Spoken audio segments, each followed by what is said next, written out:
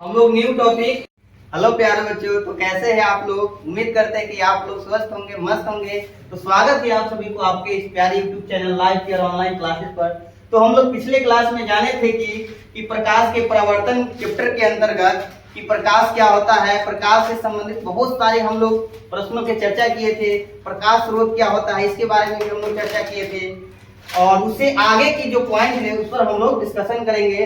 हम लोग क्लास 10 के अंतर्गत जो फिजिक्स है उसके पहला जो लेसन है प्रकाश का परावर्तन, प्रकाश का परावर्तन पर हम लोग डिस्कशन करेंगे। प्रकाश का परावर्तन क्या नाम है चैप्टर के? प्रकाश का परावर्तन, रिफ्लेक्शन ऑफ लाइट।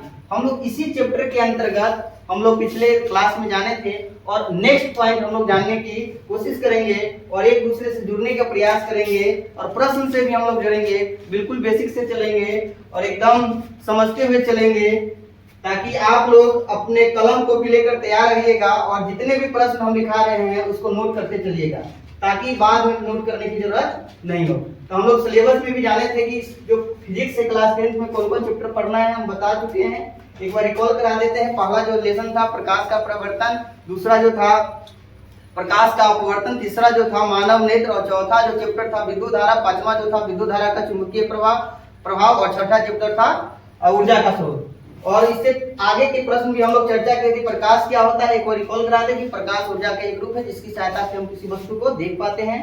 प्रकाश एक विद्युत चुंबकीय तरंग होती है। प्रकाश की चाल निर्वात में सबसे ज्यादा होती है। निर्वात में प्रकाश की चाल हमने बताया था कि 3 × 10 के पावर 8 मीटर प्रति सेकेंड होता है, और किलोमीटर में बताया था कि 3 × 10 के पावर 5 10 के पावर 5 3 × 10 के पावर 5 किलोमीटर प्रति सेकेंड होता है, और सेंटीमीटर में बताया था कि 3 × 10 के पावर 10 सेंटीमीटर प्रति सेकेंड होता है। और इसके अलावा भी हम लोग जाने हैं कि प्रकाश सीधी रेखा में गमन करती है। विभिन्न माध्यमों में प्रकाश की चाल भिन्न भिन्न होती है, अलग अलग होती है। और प्रकाश की चाल कहाँ सबसे ज्यादा होती है? निर्वात में होती है। प्रकाश एक विद्युत चुंबकीय तरंग है, और सूर्य के प्रकाश को यहाँ तक आने में हमें जो समय लगता है 8 मिनट 20 सेकंड का लगता है। इन सारे प्रश्नों को हम लोग पिछले क्लास में, पिछले वीडियो में चर्चा कर चुके हैं। प्रकाश स्रोत क्या है इसके बारे में भी हम लोग चर्चा किए थे। एक बार हम बता देते हैं कि फिर से कि प्रकाश स्रोत क्या है। लाइट सोर्स कि जिस वस्तु से प्रकाश निकलती है उसे प्रकाश स्रोत कहते हैं। हमने बताया था कि दो प्रकार का होता है, एक प्राकृतिक प्रकाश स्रोत, एक मानव निर्मित प्रकाश स्रोत। प्राकृतिक प्रकाश स्रोत के अंतर्गत हम बताए थे कि जो प्रकाश स्रोत प्राकृतिक द्वारा निर्मित है, प्राकृतिक द्वारा है, उसे हम प्राकृतिक प्रकाश स्रोत कहते हैं। जैसे हम लोग चर्चा किए थे सूर्य, चंद्रमा, तारा, जुगनू, जो हम देखते हैं कि रात के समय जुगनू एकदम थोड़ा सा बढ़ता है, उस के बारे में हम लोग चर्चा किए थे। और उस मानव निर्मित प्रकाश स्रोत के अंतर्गत आपका आ जाएगा टॉर्च, बल्ब, मोमबत्ती इत्यादि आ जाएगा। इस सब की हम लोग चर्चा कर चुके हैं। आज हम लोग पढ़ेंगे कि दीप्त वस्तु और अदीप्त वस्तु। प्रकाश उत्सर्जन के आधार पर उत्सर्जन के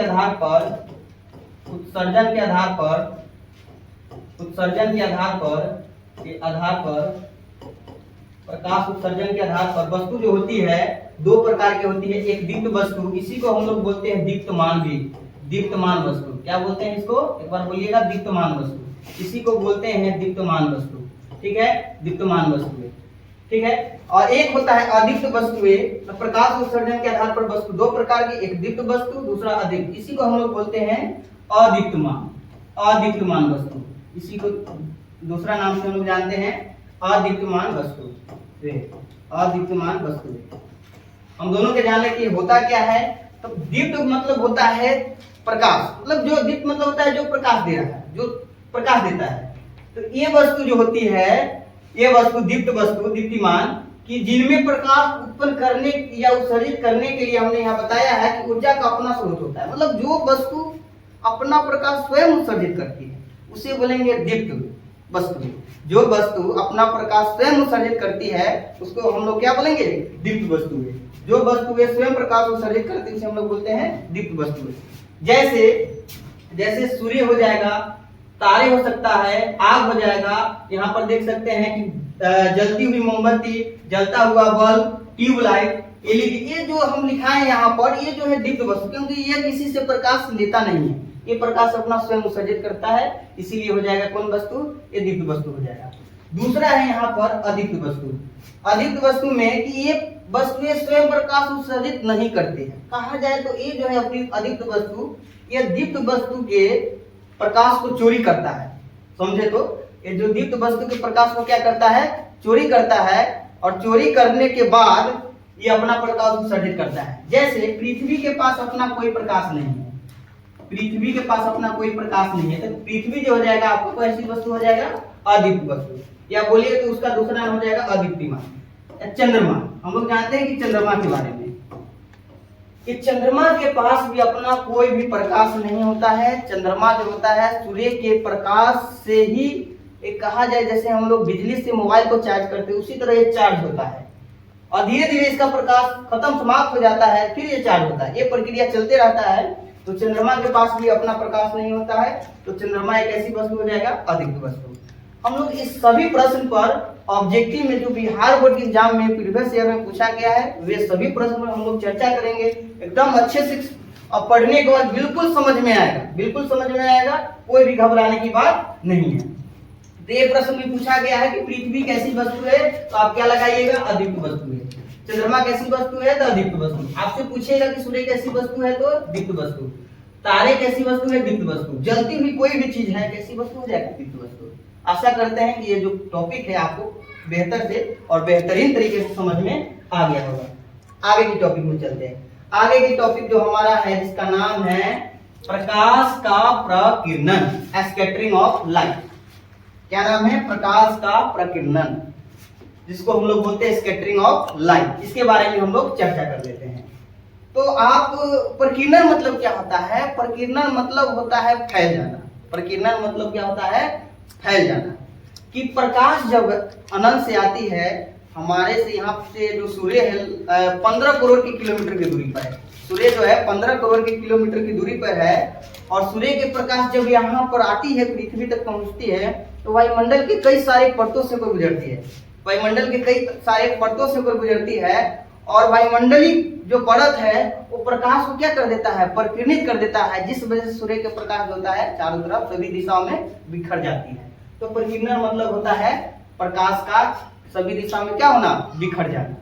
तो बोलिएगा क्या है, जब अनंत से प्रकाश आती है, प्रकाश के प्रकीर्णन में जब अनंत से प्रकाश आती है, तो प्रकाश की किरणें वायुमंडलीय कणों से टकराकर वो विभिन्न दिशाओं में, चारों तरफ विभिन्न दिशाओं में फैल जाती है। इसी परिघटना को बोलते हैं प्रकाश का प्रकीर्णन। इसका मस्ट इंपोर्टेंट जो उदाहरण है कि आकाश का रंग, यहाँ पर हमने बताया है कि देख रहे हैं कि जो स्काई है इसका रंग कैसा है, ब्लू है। आकाश का रंग नीला क्यों दिखाई देता है, तो आप याद रखिएगा यह प्रकाश के प्रकीर्णन के कारण होता है। किस घटना के कारण होता है, प्रकाश के प्रकीर्णन के कारण होता है। कि आकाश का रंग नीला क्यों दिखाई देता है, तो प्रकाश के प्रकीर्णन के कारण।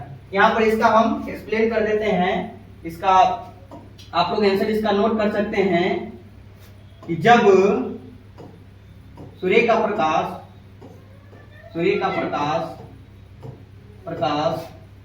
काफी दूर से आती है, जिसको हम बोलेंगे कि अनंत से आती है। जब सूर्य का प्रकाश अनंत से आती है, जब सूर्य का प्रकाश अनंत से आती है, तो वायुमंडल में उपस्थित वायुमंडल में उपस्थित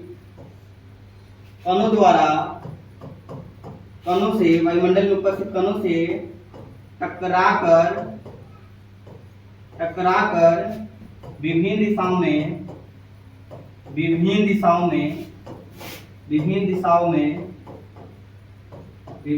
में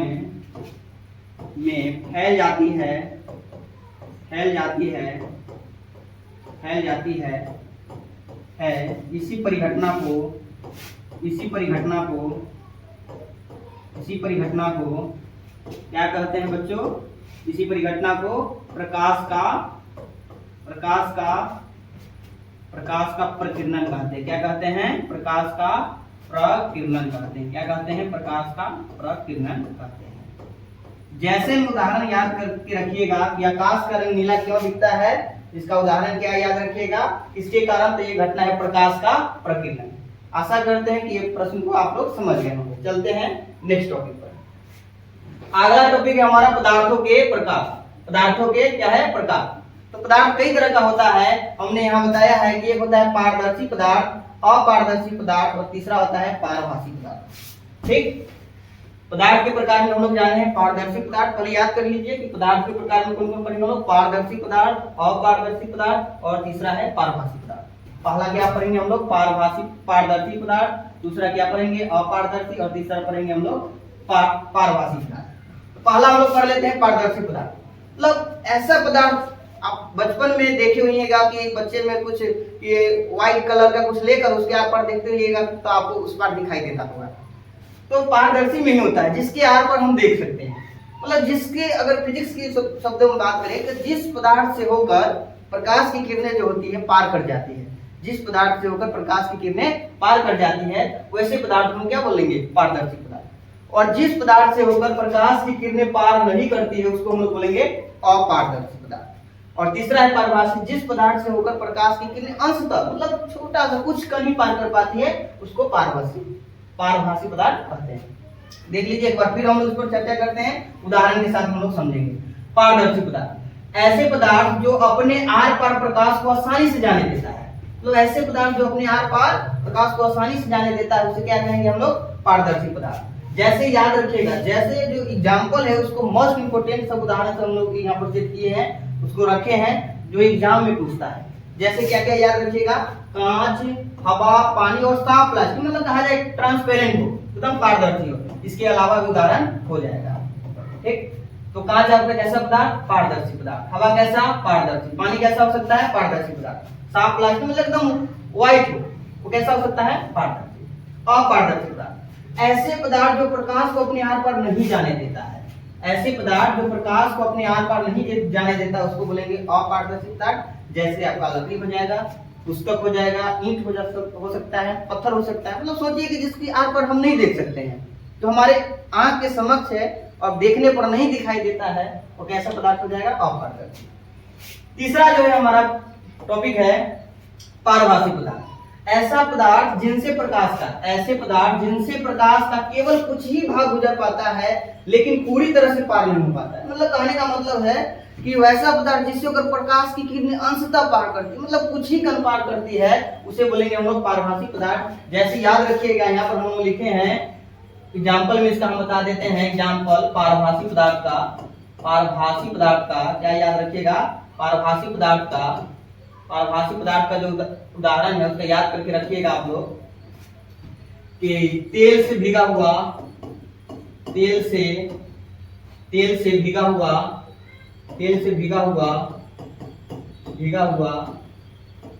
कागज। याद रखिए एग्जाम में पूछा गया कैसा पदार्थ है, तो ये हो जाएगा आपका पारभासी पदार्थ। और दूसरा उदाहरण याद रखिएगा इसका, घिसा हुआ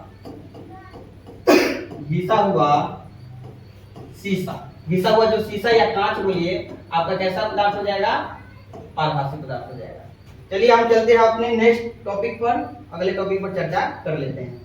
अगला टॉपिक है हमारा किरण पुंज, बहुत इंपॉर्टेंट है, VVI है। जितने प्रश्न यहाँ पर है एकदम हम लोग अच्छे से तरीके से समझ रहे हैं, और आप लोग कलम कॉपी लेकर ही बैठिएगा ताकि इस प्रश्न को देखने के बाद उसको नोट कर पाइएगा और बाद में देखने की आवश्यकता नहीं पड़ेगी। किरण पुंज क्या होता है, तो देखते हैं कि प्रकाश जो हमारे पास है, और या सूर्य की प्रकाश या कोई भी प्रकाश, उसमें बहुत सारा किरण है। तो ये किरणों के जो समूह होता है, किरणों का समूह को हम लोग बोलते हैं किरण पुंज। किरणों का समूह को क्या बोलते हैं, किरण पुंज। अंग्रेजी में इसको बीम बोलते हैं। तो प्रकाश के किरणों के समूह को यहाँ पर नोट कर रहे हैं, प्रकाश के किरणों के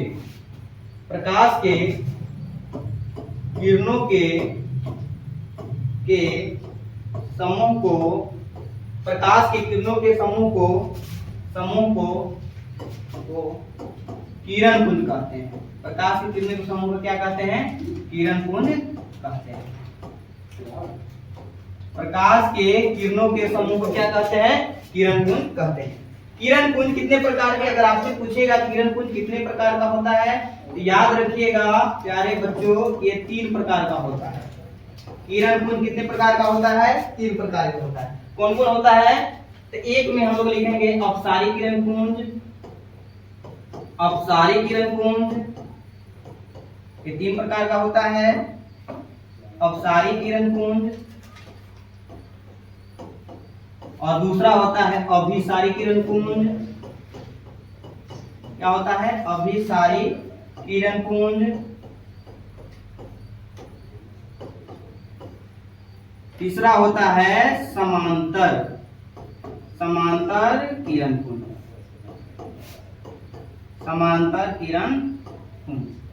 तो हमने जाना यहाँ पर कि किरण पुंज कितने प्रकार का होता है। किरण पुंज 3 प्रकार का है। अपसारी किरण पुंज, अभिसारी किरण पुंज, समांतर किरण पुंज। इसको बोलते हैं diverging beam, converging beam, parallel beam. अगर वीडियो अच्छा लग रहा होगा और प्रश्न को अच्छे तरीके से समझ में आ रहा होगा तो आप इस वीडियो को लाइक कर सकते हैं, सब्सक्राइब कर सकते हैं, और अपने प्यारे मित्रों को जो आपके करीब हो, लगे कि नहीं मेरे भविष्य के साथ मेरे दोस्तों का भी भविष्य बने और दोस्त भी मेरे तरह आगे बढ़े, तो उनको शेयर कर दीजिएगा। यहाँ पर हमने बताया अपसारी किरण पुंज के बारे में। इस किरण पुंज के बारे में हमने बताया यहाँ पर अपसारी किरण पुंज के बारे में। यहाँ पर लिखा हुआ है डाइवर्जिंग बीम। इस किरण पुंज है अपसारी किरण पुंज, डाइवर्जिंग बीम। तो ये क्या होता है कि जब प्रकाश की किरणें, मान लीजिए बिंदु है, ठीक है, और यहाँ से बहुत सारे प्रकाश की किरणें निकल रही है। यहाँ पर प्रकाश की किरणें क्या हो रही है? निकल रही है। मतलब बहुत सारे प्रकाश की किरणें जब एक बिंदु से निकलती है, जब एक बिंदु से निकलकर और फैलती चली जाती है। मान लीजिए हम प्रकाश, यहाँ पर हम कोई बिंदु स्रोत है और यहाँ से बहुत सारा किरण निकल रहा है, बहुत सारा किरण निकल रहा है। तो यहाँ पर हम हो गए क्या? बिंदु, एक बिंदु हो गए और यहाँ से बहुत सारा किरण पुंज निकल रहा है। तो समझिएगा कैसा किरण पुंज हो जाएंगे? अपसारी किरण पुंज। यहाँ पर हम बताए हैं कि जब प्रकाश की किरणें एक बिंदु से निकलकर फैलती जाती है, मतलब एक बिंदु स्रोत से निकलकर फैलती चली जाती है, उसे कहते हैं अपसारी किरण पुंज। याद क्या रखिएगा, जब प्रकाश की किरणें एक बिंदु स्रोत से निकलकर फैलती चली जाती है, उसे क्या बोलते हैं? अपसारी किरण पुंज। जैसे में याद रख सकते हैं कि जब बल्ब होता है, इसका एग्जांपल याद कर सकते हैं। एक बल्ब जो होता है जब जलता है तो एक बिंदु पर होता है, उसका प्रकाश क्या होता है? चारों तरफ फैल जाता है। ठीक है, तो अपसारी किरण पुंज समझ में आ गया होगा कि जब प्रकाश की किरणें एक बिंदु से निकलकर फैलती चली जाती है, उसे क्या कहते हैं? अपसारी किरण पुंज। इसको नोट कर सकते हैं। दूसरा हमारा जो है, दूसरा क्या है? दूसरा है हमारा समांतर किरण पुंज। यहाँ पर क्या है? समांतर किरण पुंज। जब प्रकाश की किरणें एक दूसरे की क्या हो? समांतर हो। जब प्रकाश की किरणें एक दूसरे की क्या हो? समांतर हो। जब प्रकाश की किरणें एक दूसरे की क्या हो? समांतर चली जाती है, तो उसे कहते हैं हम लोग कैसा किरण पुंज? समांतर किरण पुंज। तो यहाँ पर देखिए हम लोग एक दूसरे के पैरेलल बनाए, एक के ऊपर एक बनाए हैं, एक दूसरे के समांतर है, तो ये कैसा किरण पुंज हो जाएगा? ये चित्र दिख रहा है तो ये हो जाएगा आपका कैसा? समांतर किरण पुंज। कैसा हो जाएगा ये? समांतर किरण पुंज का। कैसा हो जाएगा? समांतर किरण पुंज का। कैसा हो जाएगा? समांतर किरण पुंज का। जैसे में याद रखिएगा, एक सूर्य का जो प्रकाश होता है कैसा किरण पुंज है? तो वो समांतर किरण पुंज के अंतर्गत आता है। तीसरा जो हमारा है, तीसरा हमारा जो है अभिसारी किरण पुंज, कन्वर्जिंग बीम। तो इसमें क्या होता है कि बहुत सारा प्रकाश की किरण और बहुत सारा उधर से भी प्रकाश आ रहा है, इधर से भी आ रहा है, चारों विभिन्न स्रोत से आ रहा है और एक बिंदु पर केंद्रित हो रहा है। मतलब बहुत सारा प्रकाश की किरणें जब एक बिंदु पर आकर केंद्रित हो जाती है, तो उसे बोलेंगे हम लोग अभिसारी किरण पुंज। इसका यहाँ पर हम चित्र बना देते हैं। यहाँ पर बना देते हैं कि जब प्रकाश की किरणें, यहाँ पर देखिए कि बहुत सारा प्रकाश की किरण जो है, यहाँ पर डायरेक्शन देखिए, ये डायरेक्शन क्या बता रहा है कि ये बिंदु स्रोत, ये बहुत सारा प्रकाश की जो किरण है एक बिंदु पर आकर क्या हो रही है? केंद्रित हो रही है। तो ये कैसा किरण पुंज हो जाएगा आपका? अभिसारी। कैसा हो जाएगा आपका? अभिसारी। कैसा किरण पुंज हो जाएगा आपका? अभिसारी किरण पुंज। अभिसारी किरण पुंज। बोलिएगा क्या कि जब प्रकाश की बहुत सारी किरणें एक बिंदु पर आकर केंद्रित होती हैं, हमने बताया है कि जब प्रकाश की किरण अलग अलग दिशाओं से आकर एक बिंदु पर मिलती है, जब प्रकाश की किरणें अलग अलग दिशाओं से आकर एक बिंदु पर मिलती है, उसे क्या कहते हैं? अभिसारी किरण पुंज। इसका चित्र यहाँ पर हम लोग बनाया है। एक बार फिर से इसका रिकॉल करा देते हैं। किरण पुंज क्या है? तो प्रकाश की किरणों को समूह कर किरण पुंज कहते हैं। प्रकाश की जो किरण पुंज है 3 प्रकार का होता है: अपसारी किरण पुंज, समांतर किरण पुंज, अभिसारी किरण पुंज। जब प्रकाश की किरणें एक बिंदु स्रोत से निकलकर फैलती चली जाती है, उसे कहते हैं अपसारी किरण पुंज। जैसे बल्ब, याद रखिएगा। समांतर, जब प्रकाश की किरणें एक दूसरे के समांतर हो, समांतर चलती है, यहाँ पर देखिए समांतर चल रहा है, तो ये समांतर किरण पुंज हो जाएगा। जैसे सूर्य, और जब प्रकाश की किरणें अलग अलग दिशाओं से मतलब विभिन्न स्रोतों से आकर एक बिंदु पर आकर मिल जाती है तो उसे बोलेंगे अभिसारित किरण को। आशा करते हैं कि आपको समझ में आ गया होगा। चलते हैं नेक्स्ट टॉपिक में। हम लोग भी यहाँ पर देखेंगे कि अगली जो टॉपिक है हमारा क्या है, प्रकाश का प्रवर्तन। जो चैप्टर का नाम है, इतना हम लोग इससे पीछे जाने हैं। जो चैप्टर 1 के बेसिक को हम लोग चर्चा किए हैं। हम पहले ही बताए थे कि हम लोग बेसिक से चलेंगे, एकदम जीरो से चलेंगे। ये नहीं कि हम लोग डायरेक्ट चैप्टर में आ जाएंगे। और कई ज्यादा प्रश्न जो है इससे ज्यादा ही आपके बेसिक से आता है प्रश्न। ठीक है, अब हमारा जो चैप्टर है जिसका नाम था प्रकाश का प्रवर्तन, अब हम लोग जानेंगे कि प्रकाश का प्रवर्तन होता क्या है, कि प्रकाश का प्रवर्तन यहाँ पर है कि होता क्या है। तो परावर्तन मतलब क्या होता है कि कोई वस्तु आया, जैसे आया इधर से कोई वस्तु आया, हम हमारे बॉडी से टकरा कर इधर चला गया, मतलब वस्तु के आया टकराया चला गया। तो परावर्तन मतलब होता है कि जब कोई प्रकाश की किरण किसी चमकीली सतह से, कैसी सतह, किसी चमकीली सतह से टकराकर पुनः जो है उसी माध्यम में लौट जाती है। ये घटना हम लोग बचपन में किए हैं, लेकिन बचपन में हम लोग इसको ज्ञान के रूप में नहीं कन्वर्ट कर, हम लोग एकदम एंजॉय की तरह किए थे। बचपन में याद करिए कि आप अपने घर में जो दर्पण होगा उस पर लाइट बारे होइएगा और लाइट की किरण उतना ही एंगल बनाते हुए रिफ्लेक्ट हो गया होगा। तो हम लोग वहां पर ज्ञान के रूप में नहीं समझे हैं। तो वो जो घटना है वो घटना ही है प्रकाश का प्रवर्तन। समझ में आ गया होगी, प्रकाश की किरणें किसी चमकीली सतह से टकराकर पुनः उसी माध्यम में लौट जाती है। प्रकाश आया टकराया इधर चला गया, तो प्रकाश की किरण जब किसी चमकीली सतह से टकराकर पुनः उसी माध्यम में लौट जाती है, इसी परिघटना को बोलते हैं रिफ्लेक्शन ऑफ लाइट, प्रकाश का परावर्तन। तो यहाँ पर हम नोट कर रहे हैं इसको, इसका जो है आंसर लिख सकते हैं कि जब बिल्कुल आसान शब्दों में लिखा रहे हैं ताकि कमजोर से कमजोर वाला को एकदम बेहतरीन परिभाषा है और सबको समझ में आएगा और याद हो जाएगा। ठीक है, जब प्रकाश की किरण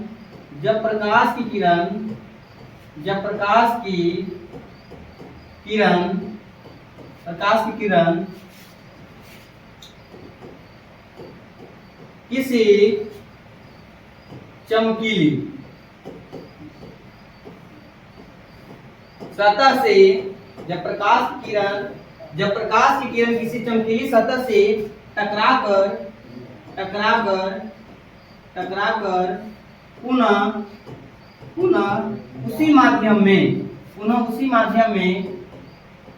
उसी माध्यम में जब प्रकाश की किरण किसी चमकीली सतह से टकराकर पुनः उसी माध्यम में लौट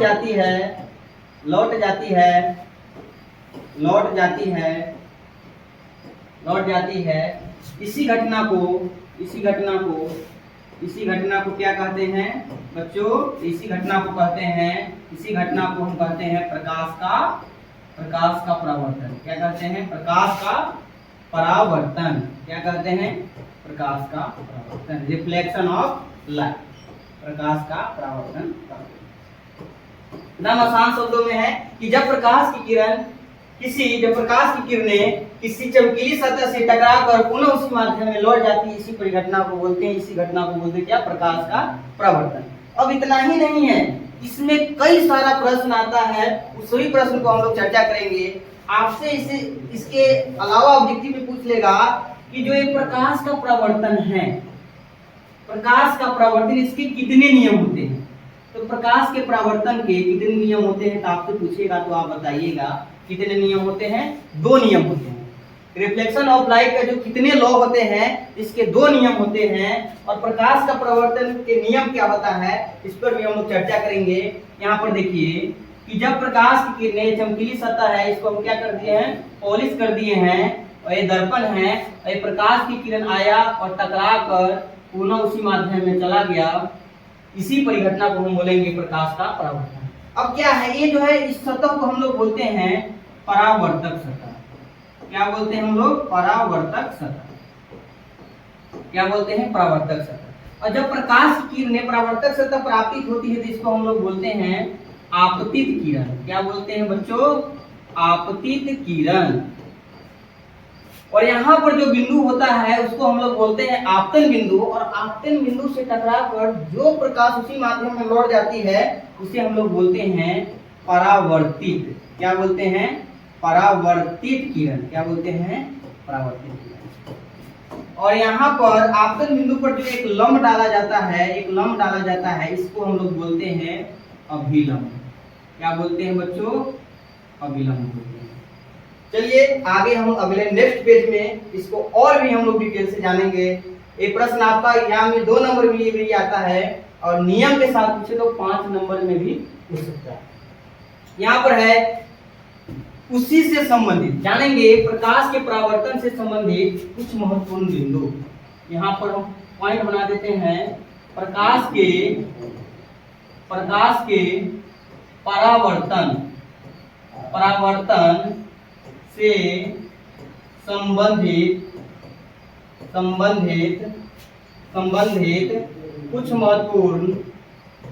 कुछ महत्वपूर्ण आप इसी तरह नोट्स भी तैयार कर सकते हैं। जैसे हम यहाँ पर लिख रहे हैं, इसी वे में एकदम बेहतरीन तरीके से आप नोट्स को तैयार कर सकते हैं। प्रकाश के परावर्तन से संबंधित कुछ महत्वपूर्ण बिंदु क्या क्या है? यहाँ पर हम लिखे हैं आपतित किरण, आपतन बिंदु, परावर्तित किरण, अविलंब, आपतन कोण, परावर्तन कोण। अभी जानेंगे ये सब होता क्या है, ये सब होता क्या है, इसको हम लोग जानेंगे और लिखेंगे भी। इंसिडेंट रे, तो आप हेडिंग बना सकते हैं प्रकाश के परावर्तन से संबंधित कुछ महत्वपूर्ण बिंदु। यहाँ पर देखिए कि ये जो है परावर्तक सतह, यहाँ पे हम बना लेते हैं परावर्तक सतह। ये बना लेते हैं परावर्तक सतह, इसको हम बोलते हैं परावर्तक सतह। क्या बोलते हैं? परावर्तक सतह। ठीक है, क्या बोलते हैं? परावर्तक सतह। और परावर्तक सतह पर क्या इसमें लिखिएगा इंसिडेंट रे में, आपतित किरण में, कि परावर्तक सतह पर पड़ने वाली जो किरण होती है, परावर्तक सतह पर पड़ने वाली जो किरण होती है, इसी किरण को बोलते हैं हम लोग आपतित किरण। क्या बोलते हैं? आपतित किरण। ठीक है, परावर्तक सतह पर पड़ने वाली किरण को हम लोग बोलते हैं कौन किरण? आपतित किरण। कौन किरण बोलते हैं दोस्तों? आपतित किरण। और परावर्तक सतह से टकराकर पुनः उसी माध्यम में, यहाँ पर देखिए, परावर्तक सतह से टकराकर जो वही जो किरण है पुनः उसी माध्यम में लौट जाती है, तो इसको हम लोग बोलेंगे परावर्तित किरण। क्या बोलेंगे? परावर्तित किरण। क्या बोलेंगे? परावर्तित किरण। आप लिख सकते हैं आपतित किरण में कि परावर्तक सतह पर आने वाली किरण या पड़ने वाली किरण को बोलते हैं आपतित किरण, और परावर्तक सतह से टकराकर पुनः उसी माध्यम में लौटने वाली किरण को बोलते हैं हम लोग परावर्तित किरण। और यहाँ पर जो प्रश्न है इसको हम लोग बोलते हैं, जो पॉइंट दिख रहा है इसको बोलते हैं आपतन बिंदु। पहले हम लोग समझ लेते हैं, फिर इसका एक्सप्लेन हम लिखाएंगे। आपतन बिंदु क्या बोलते हैं बच्चों? आपतन बिंदु। इसको कैसे एक्सप्लेन करेंगे हम लोग कि परावर्तक सतह के जिस बिंदु पर आपतित किरण परावर्तक सतह के जिस बिंदु से टकराकर, क्या बोलेंगे इसमें कि परावर्तक सतह के जिस बिंदु से टकराकर आपतित किरण परावर्तित होती है, उसी बिंदु को बोलेंगे आपतन बिंदु।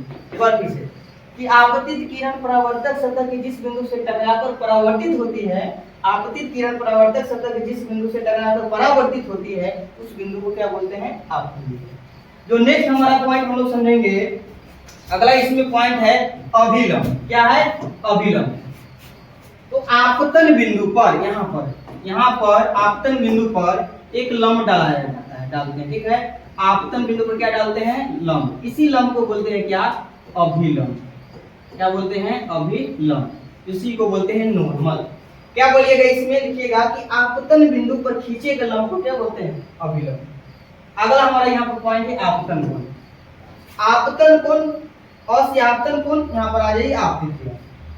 आपतन कोण, आपतित किरण यहाँ पर आ जाइए।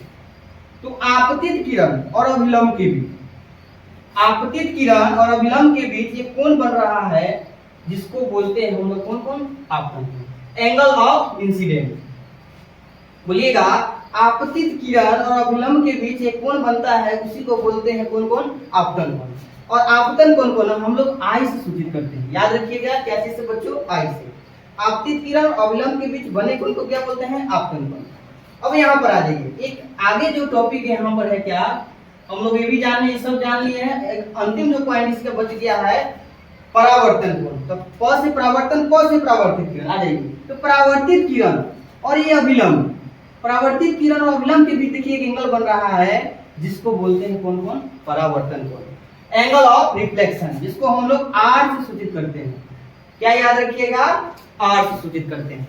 इस सभी पॉइंट को हम लोग जाने हैं कि आपतित किरण क्या होता है। एक बार फिर से हम बता देते हैं कि परावर्तक सतह पर पड़ने वाली किरण को आपतित किरण कहते हैं। परावर्तक सतह से टकराकर पुनः उसी माध्यम में लौटने वाली किरण को परावर्तित किरण कहते हैं। अब आपतन बिंदु है तो आपतित किरण परावर्तक सतह के जिस बिंदु से टकराकर परावर्तित होती है उस बिंदु को आपतन बिंदु कहते हैं। अभिलंब है अगला पॉइंट, आपतन बिंदु पर खींचे गए लंब को अभिलंब कहते हैं। अगला पॉइंट है आपतन कोण, आपतित किरण और अभिलंब के बीच बने कोण को कहते हैं आपतन कोण। अगला पॉइंट है परावर्तन कोण। तो परावर्तन कोण क्या हो जाएगा, परावर्तित किरण और अभिलंब के बीच बने कोण को क्या कौन कौन कहेंगे, परावर्तन कोण।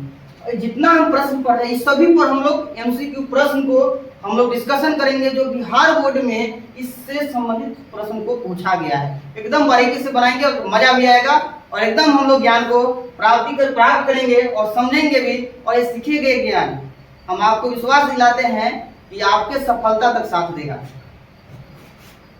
चलिए इसको हम एक बार क्या कर देते हैं, इस सबको हम एक्सप्लेन कर देते हैं ताकि आप नोट्स तैयार कर सकते हैं, आप नोट्स तैयार कर सकते हैं।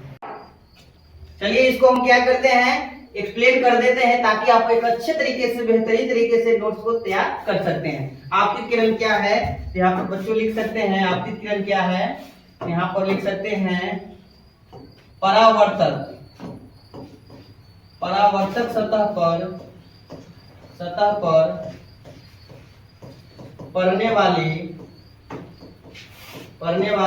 किरण को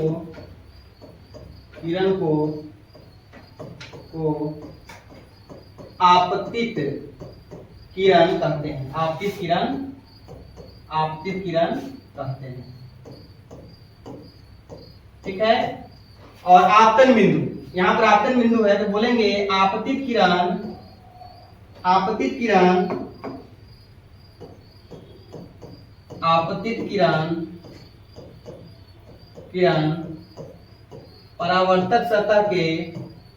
परावर्तक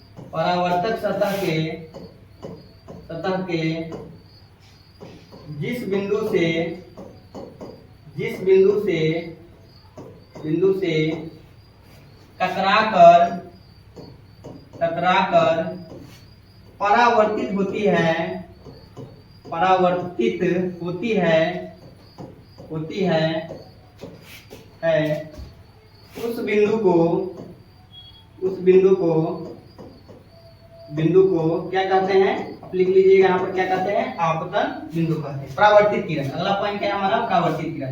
तो बोलेंगे कि परावर्तक सतह से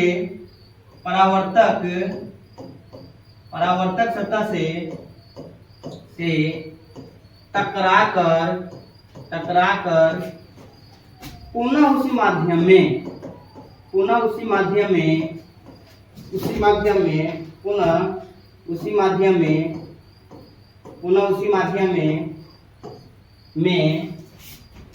लौटने वाली किरण को परावर्तित क्या कहते हैं बच्चों, परावर्तित किरण कहते हैं, परावर्तित किरण कहते हैं। क्या कहते हैं, परावर्तित किरण कहते हैं। अगला यहाँ पर पॉइंट है अभिलंब। आपतन बिंदु पर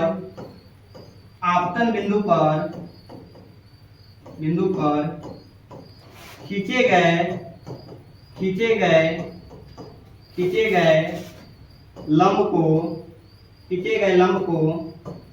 क्या कहते हैं, अभिलंब कहते हैं। क्या कहते हैं, लंब को अभिलंब कहते हैं, अभिलंब कहते हैं। क्या कहते हैं, अभिलंब कहते हैं। अगला यहाँ पर पॉइंट है, इसको नोट कर सकते हैं, आपतन कोण। तो बोलेंगे आपतित किरण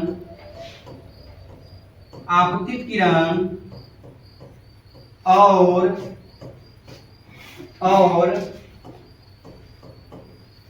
अभिलंब के बीच बने कोण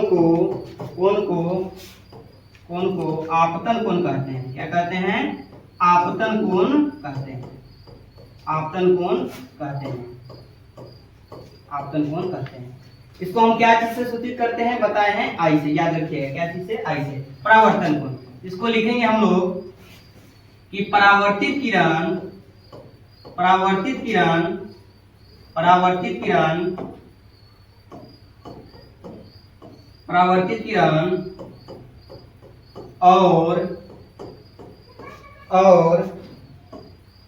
अभिलंब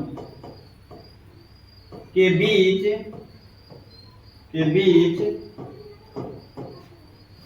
बने कोण को परावर्तन कोण कहते हैं। क्या कहते हैं? परावर्तन कोण। बीच बने कोण को परावर्तन कोण कहते हैं। बच्चों, इसको क्या चीज से सूचित करते हैं? बताएं, कमेंट करिए क्या चीज सूचित करते हैं। तो आर से। इस तरह से हम लोग प्रकाश के परावर्तन से संबंधित बहुत सारे जितने भी पॉइंट है सबको हम लोग डिस्कस किए हैं और एक अच्छे नोट्स को भी यहाँ पर तैयार किए हैं, ताकि आपका कोई भी इससे संबंधित जो प्रश्न है और डाउट नहीं है। चलते हैं, इसको नोट कर सकते हैं और चलते हैं। कोण परावर्तन कोण के क्या होता है? बराबर होता है। तो हम लोग दोनों नियम को चर्चा किए हैं। पहला नियम बोलिएगा कि आपतित किरण, परावर्तित किरण और आपतन बिंदु पर खींचा गया जो अभिलंब है तीनों एक ही तल पर होता है। ये पहला नियम हो गया। दूसरा नियम आपतन कोण परावर्तन कोण में क्या होता है? बराबर होता है। चलिए इसको हम नोट कर देते हैं। कि होता क्या है दोनों नियम को। अब पहला नियम को यहाँ पर नोट करिएगा। आपतित किरण, प्रकाश के परावर्तन के कितने नियम होते हैं? दो नियम। आपतित किरण, परावर्तित किरण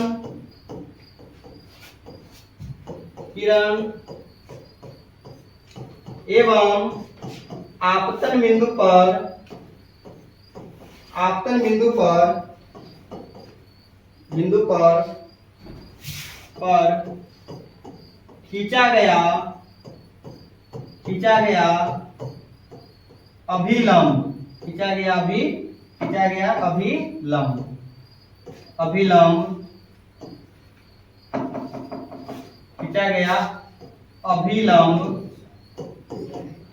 अभिलंब तीनों एक ही तल पर होता है। तीनों एक ही तल पर होता है। यहाँ पर हम लोग पहला नियम जाने हैं प्रकाश के परावर्तन का।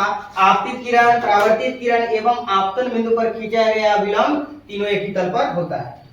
दूसरा नियम यही है प्रकाश के परावर्तन को कि आपतन कोण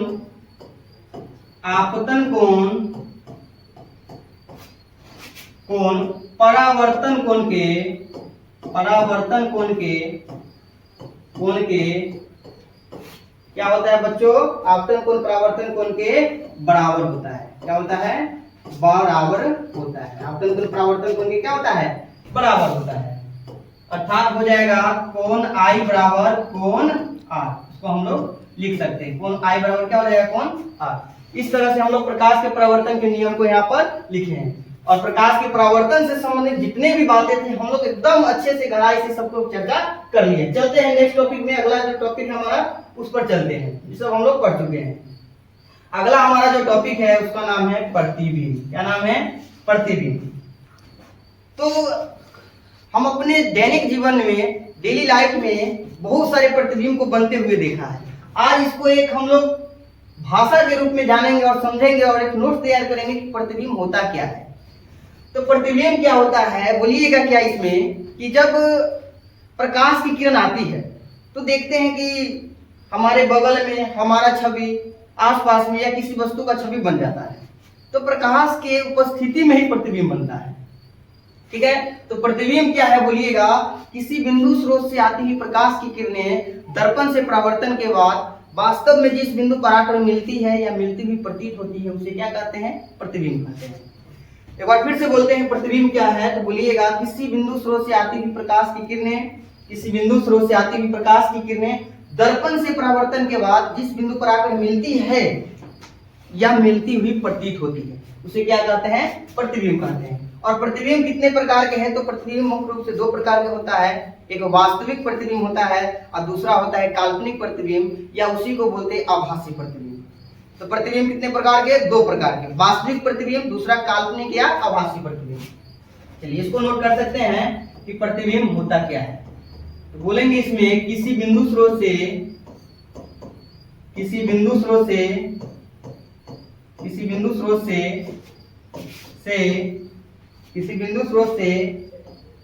आती हुई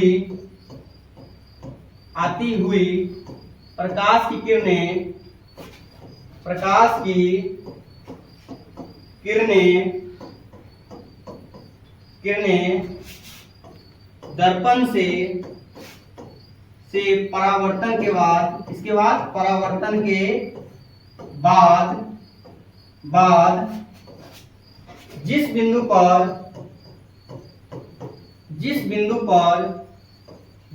पर और आकर मिलती है, जिस बिंदु पर आकर वास्तव में मिलती है, वास्तव में मिलती है या मिलती हुई प्रतीत होती है,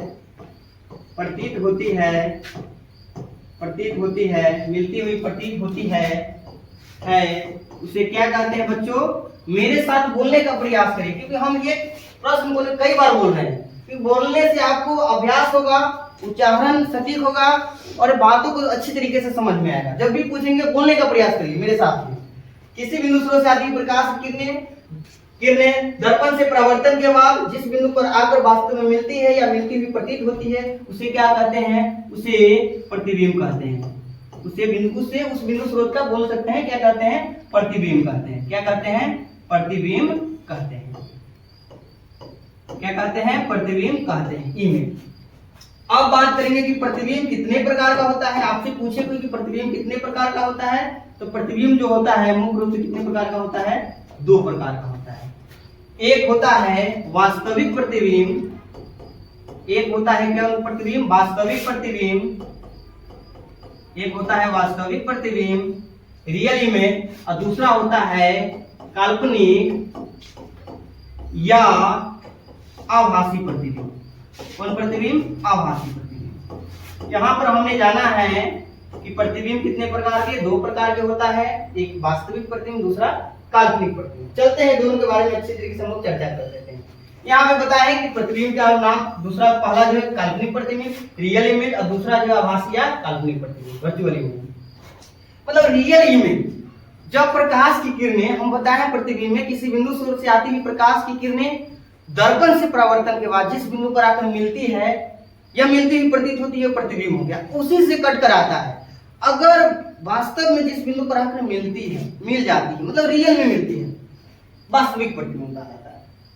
और जो प्रतिबिंब रियल में आकर नहीं मिलता है, उसको हम जबरदस्ती मिलाते हैं, मतलब कल्पना करते हैं, इमेज करते हैं, तो उसको बोलेंगे हम लोग ऐसा प्रतिबिंब आभासी प्रतिबिंब। बोलिए क्या? किसी बिंदु स्रोत से आती हुई प्रकाश की किरणें दर्पण से परावर्तन के बाद जिस बिंदु पर आकर मिलती है, उसे उस बिंदु स्रोत का वास्तविक प्रतिबिंब कहते हैं। और दो महत्वपूर्ण बातें इससे और है वास्तविक प्रतिबिंब से, कि वास्तविक प्रतिबिंब को पर्दे पर प्राप्त कर सकते हैं। ठीक है, वास्तविक प्रतिबिंब को पर्दे पर प्राप्त कर सकते हैं। और वास्तविक प्रतिबिंब, दूसरा पॉइंट है कि वस्तु की अपेक्षा उल्टा होता है। वास्तविक प्रतिबिंब क्या होता है? वस्तु की अपेक्षा उल्टा होता है। और इस पर चर्चा कर लेते हैं। आभासी प्रतिबिंब या काल्पनिक प्रतिबिंब, वर्चुअल इमेज, या इसी को अवास्तविक प्रतिबिंब बोल सकते हैं। क्या हम तीन नाम बताएं? इस प्लेटफॉर्म पर एकदम अच्छे तरीके से बताया जाएगा, ताकि कोई भी शब्द आपसे नहीं छूटेगा और पढ़ने के बाद आप कोई प्रकाशन के देखिएगा उठाकर एकदम बेहतरीन तरीके से, और विश्वास दिलाते एकदम अच्छे तरीके से समझ में आएगा और लगेगा नहीं कि अब हमसे ये नहीं बनेगा, एकदम बेस्ट हो जाइएगा। और अंत में कहिएगा कि हाँ, कि हमको क्या समझ में आया है और कितना आया है, जरूर कमेंट करके बताइएगा, ताकि हमारा भी मनोबल बढ़ा रहे और एक पर एक वीडियो कंटेंट लाकर आपके सामने प्रस्तुत करें, और अंत तक पूरी एनर्जी के साथ हम लोग बने रहेंगे। और इस सब प्रश्न जितने हम बताए हैं, सब पर हम लोग ऑब्जेक्टिव प्रश्न की चर्चा करेंगे। तो वास्तविक प्रतिबिंब क्या है, आभासी प्रतिबिंब या काल्पनिक प्रतिबिंब। ये दोनों को हम लोग चर्चा कर देते हैं। वास्तविक प्रतिबिंब पहले हम लिख देते हैं, कौन प्रतिबिंब बच्चों, वास्तविक प्रतिबिंब के बारे में। वास्तविक प्रतिबिंब क्या है, वास्तविक प्रतिबिंब, इसमें हम लोग लिखेंगे उसी प्रतिबिंब में से ही निकाल कर लिखेंगे, सेम लिखेंगे, किसी बिंदु स्रोत से, किसी बिंदु स्रोत से, बिंदु स्रोत से, स्रोत से आती हुई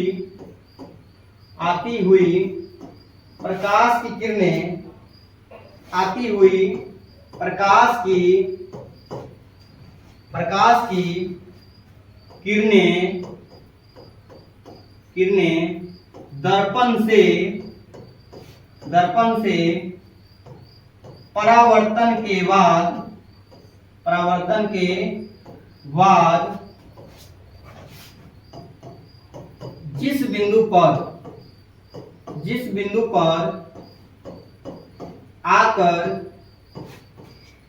पर आकर वास्तव में मिलती, बस इतना ही बुझाना है, वास्तव में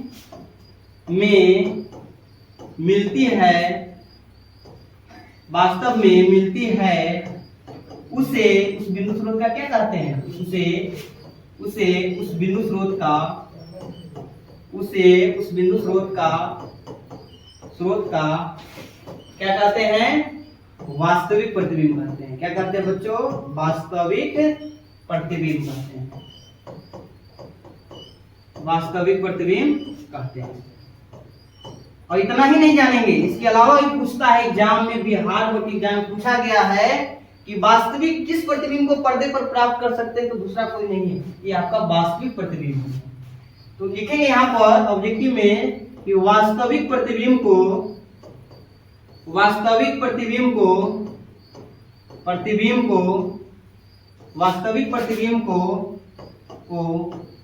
पर्दे पर प्राप्त किया जाता है, वास्तविक प्रतिबिंब को पर्दे पर प्राप्त किया जाता है। एक और जानेंगे कि वास्तविक प्रतिबिंब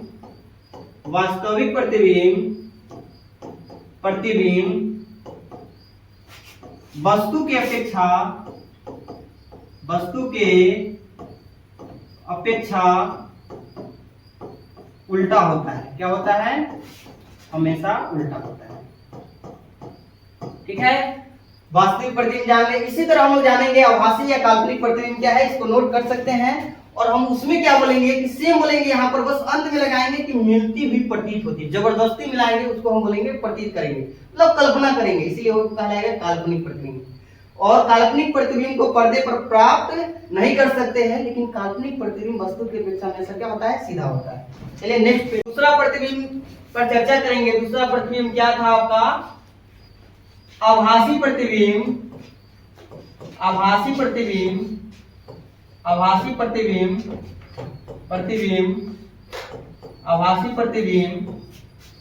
या इसी को हम लोग बोले थे काल्पनिक प्रतिबिंब। कैसा प्रतिबिंब, काल्पनिक प्रतिबिंब।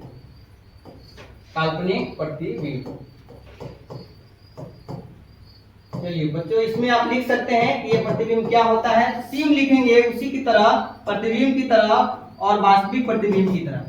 किसी बिंदु स्रोत से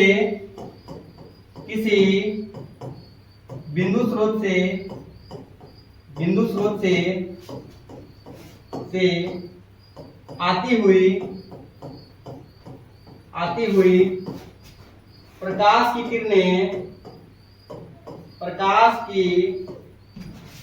की किरणें दर्पण से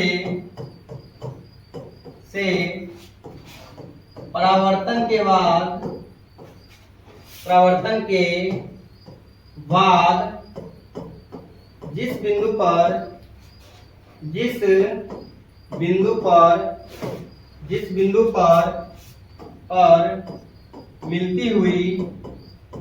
मिलती हुई प्रतीत होती है। क्या होती है बच्चों, प्रतीत होती है उसे उस बिंदु स्रोत का बिंदु स्रोत का आभासी प्रतिबिंब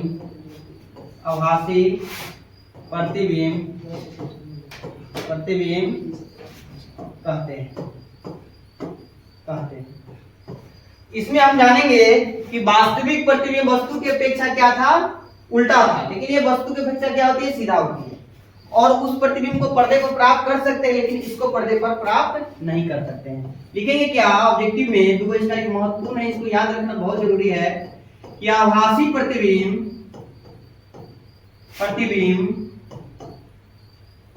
को पर्दे पर प्राप्त नहीं किया जा सकता है, नहीं किया जा सकता है। क्या हमने बताया कि आभासी प्रतिबिंब को पर्दे पर प्राप्त नहीं किया जा सकता है, और आभासी प्रतिबिंब वस्तु की अपेक्षा आभासी प्रतिबिंब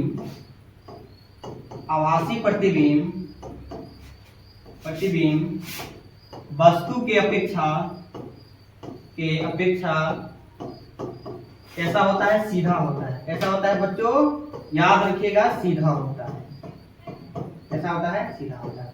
इस तरह से हम लोग प्रतिबिंब के बारे में चर्चा की और कितने प्रकार का होता है।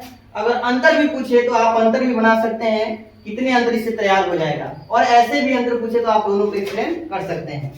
चलिए हम लोग आगे चर्चा करेंगे। जितने प्रश्न पढ़े हैं उस पर महत्वपूर्ण एमसीक्यू जो प्रश्न है, ऑब्जेक्टिव प्रश्न जो बिहार बोर्ड में कई बार पूछा गया है, इस पर हम लोग चर्चा करेंगे। एकदम देखते हैं कि हम लोग के पढ़ने के बाद बन रहा है कि नहीं बन रहा है, और कितने मजे के साथ बन रहा है, और कितना अच्छा लग रहा है बनाने के बाद, आप कमेंट करके बताइएगा। पहला जो यहाँ पर प्रश्न है, देख सकते हैं, जो पहला हमारा यहाँ प्रश्न है कि प्रकाश की किरण गमन करती है। प्रकाश की किरण गमन करती है, पहला जो प्रश्न है क्या, प्रकाश की किरण गमन करती है। आप कमेंट करके बताइए इसका आंसर क्या होगा। एक में सीधी रेखा में, दूसरा है टेढ़ी रेखा में, किसी भी दिशा में, और फोर्थ नंबर में है इनमें से कोई नहीं। इसका आंसर क्या होता है कि हम पढ़े हैं, और जब प्रकाश पढ़ाया है तो हमने बताया है कि प्रकाश जो है कैसी रेखा में गमन करती है, सीधी रेखा में गमन करती है। कैसी रेखा में गमन करती है, सीधी रेखा में गमन करती है। चलते हैं नेक्स्ट वीडियो में। अगला हमारा जो पेज है, दूसरा प्रश्न है कि प्रकाश का वेग न्यूनतम होता है। तो हमने बताया कि प्रकाश के वेग अधिकतम कहाँ होता है, तो निर्वात में, क्योंकि निर्वात में प्रकाश को रोकने के लिए कोई भी माध्यम नहीं होता है। लेकिन यहाँ पर पूछा है न्यूनतम, मतलब सबसे कम। ये भी हमने बताया था कि ठोस, द्रव और गैस रहे तो सबसे जो प्रकाश की चाल न्यूनतम होगा वो ठोस पदार्थ में होगा।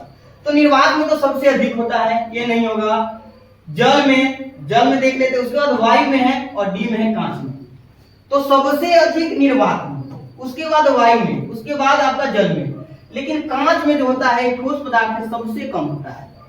तो प्रकाश का वेग न्यूनतम कहाँ हो जाएगा, कांच में। सबसे कम प्रकाश की चाल कहाँ होता है, आप कमेंट करके भी बताइएगा, और प्रश्न को देखने के बाद इमेज करने का प्रयास करिएगा, सोचिएगा कि इसका आंसर क्या होगा।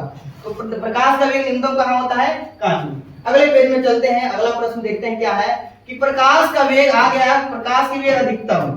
प्रकाश का वेग अधिकतम कहाँ होता है, आप जल्दी से कमेंट करके बताइए कि इसका आंसर क्या होगा। हमारा पहला ऑप्शन जो है निर्वात में, दूसरा है जल में, तीसरा वायु में, चौथा है कांच में। तो प्रकाश की चाल सबसे अधिकतम जो होता है आपका कहाँ होता है, निर्वात में होता है। बच्चों हमने बताए थे जब प्रकाश पढ़े थे, और ये सब प्रश्न पूछा गया है। तो प्रकाश की चाल सबसे ज्यादा कहाँ होता है बच्चों, निर्वात में होता है। हमने बताया था कि प्रकाश की चाल कहाँ सबसे ज्यादा होता है, निर्वात में। ये भी बताया था कि निर्वात में कितना होता है, 3 × 10⁸ मीटर प्रति सेकेंड होता है। ठीक है, कितना होता है, 3 × 10⁸ मीटर प्रति सेकेंड होता है। अगले प्रश्न में चलते हैं। हमारा जो 4 नंबर प्रश्न है कि प्रकाश की किरणों के समूह को कहते हैं क्या कहते हैं, प्रकाश के किरणों के समूह को क्या कहते हैं, यहाँ मेरा प्रश्न है। अभी हमने इस वीडियो में बताने का प्रयास किया है कि प्रकाश के किरणों के समूह को क्या कहते हैं। एक में प्रकाश स्रोत, नहीं, प्रकाश स्रोत मतलब जहां से प्रकाश निकलती, किरण पुंज। प्रकाश के किरणों के समूह को क्या कहते हैं बच्चों, किरण पुंज कहते हैं। आप कमेंट करके बताइए कि किरण पुंज कितने प्रकार के हैं। चलिए अगला प्रश्न हम देखते हैं।